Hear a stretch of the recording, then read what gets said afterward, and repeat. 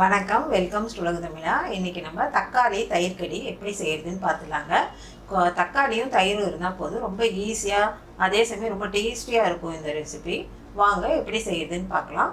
இது வரைக்கும் நம்ம சேனலில் சப்ஸ்கிரைப் பண்ணலன்னா சப்ஸ்கிரைப் பண்ணிடுங்க. பக்கத்தில் இருக்க பெல் ஐக்கானையும் ப்ரெஸ் பண்ணிக்கோங்க. அப்போ தான் நாங்கள் போடுற வீடியோக்களை உடனுக்குடனே உங்களால் பார்க்க முடியும். தக்காளி தயிர் கறி செய்யறதுக்கு இப்போ நான் இந்த பெங்களூர் தக்காளி வாங்கியிருக்கேங்க. இது நாட்டு தக்காளி போட்டோம்னா ரொம்ப புளிப்பாயிடும். அதனால் இதுக்கு தயிர் சேர்க்க போகிறதுனால பெங்களூர் தக்காளி வாங்கியிருக்கேன். இப்போ இதை நம்ம கட் பண்ணிக்கலாம். இப்போ இதை கட் பண்ணிக்கலாம். இப்போ நம்ம இந்த தக்காளியை கட் பண்ணியாச்சு. நம்ம ஒரு பவுலில் சேர்த்து இப்போ அரிஞ்ச தக்காளியை பவுலில் போட்டலாம்.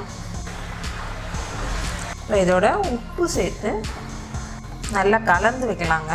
அப்போ தான் இதில் இருக்க தண்ணியெல்லாம் இருவும். கொஞ்சம் நேரம் போல் ஊறட்டும். ஒரு 20 மினிட்ஸ் இது நல்லா ஊறட்டும். அப்படியே இருக்கட்டும். ஒரு கிண்ணத்தில் கொஞ்சமாக இஞ்சியும் பூண்டு, ஒரு 2 பல் பூண்டு கட் பண்ணி வச்சுருக்கேன், அதை சேர்த்துக்கிறேன். இது கூட பச்சை மிளகா, நான் 2 பச்சை மிளகா யூஸ் பண்ணியிருக்கேன். ஒரு காரம் அதிகமாக வேணும்னா நீங்கள் 3 கூட போட்டுக்கலாம். இது கூட மிளகாத்தூள் 1.5 டீஸ்பூன் அளவு மிளகாத்தூள், 1/4 டீஸ்பூன் மஞ்சள் தூள், 1/4 டீஸ்பூன் சீரகத்தூள். இதுக்கு மட்டும் தேவையான உப்பு. ஆல்ரெடி நம்ம தக்காளியில் உப்பு போட்டிருக்கோம். இதை நல்லா கலந்துக்கலாங்க. இப்போ இதை தாளிச்சிடலாம் நம்ம. இப்போ இதில் நான் நல்லெண்ணெய் ஊற்றிருக்கேங்க. நீங்கள் தேங்காய் எண்ணெய் கூட ஊற்றி தாளிச்சிக்கலாம். இப்போ இதில் 1/2 டீஸ்பூன் கடுகு,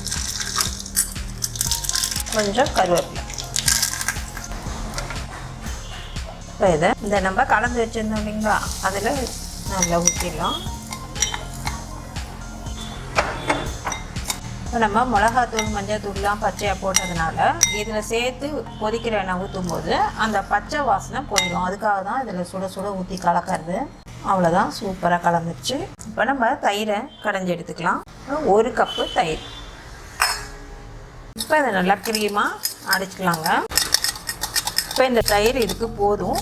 சப்போஸ் அந்த தயிரோட இது பத்தலைன்னா நம்ம இன்னும் கொஞ்சம் தயிர் சேர்த்துக்கலாம். இல்லை, ஆனால் தண்ணி மட்டும் சேர்த்துடாதீங்க. இப்போ இது நல்லா க்ரீமியாக வந்துடுச்சு. முதல்ல இருந்ததுக்கும் இப்போதைக்கும் உங்களுக்கே பார்த்தா டிஃப்ரென்ஸ் நல்லா தெரியும். இது இந்த மாதிரி அடிக்கும்போதும் உங்களுக்கு டேஸ்ட்டு நல்லாயிருக்கும். இல்லைன்னா கட்டி கட்டியாக தயிர் அங்கங்கே நிற்கிற மாதிரி இருக்கும். அவ்வளோதான், நல்லா க்ரீமியாக வந்துடுச்சு பாருங்கள். இப்போ நம்ம தக்காளியை பார்த்துடலாம். தக்காளியில் இவ்வளோ தண்ணி இருக்குது. இதை நம்ம இழுத்துட்டு தனியாக தேவைப்பட்டால் ஊற்றிக்கலாம், இல்லைன்னா கீழே தான் தூக்கி கொட்டணும். ஏன்னா தண்ணி இதில் ஊற்றணும்னா ரொம்ப தண்ணியாக போயிடும். இப்போ நம்ம தக்காளியை மட்டும் எடுத்துகிட்டு வந்துடலாம்.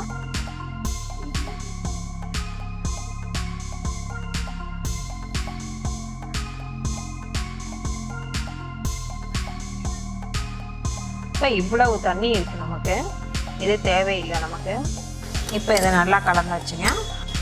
நம்ம ஆல்ரெடி எல்லாம் தாளித்து கொட்டி வச்சுருந்தோம் இல்லைங்களா, அந்த பவுலில் அது நல்லா ஆற வச்சுக்கணும்.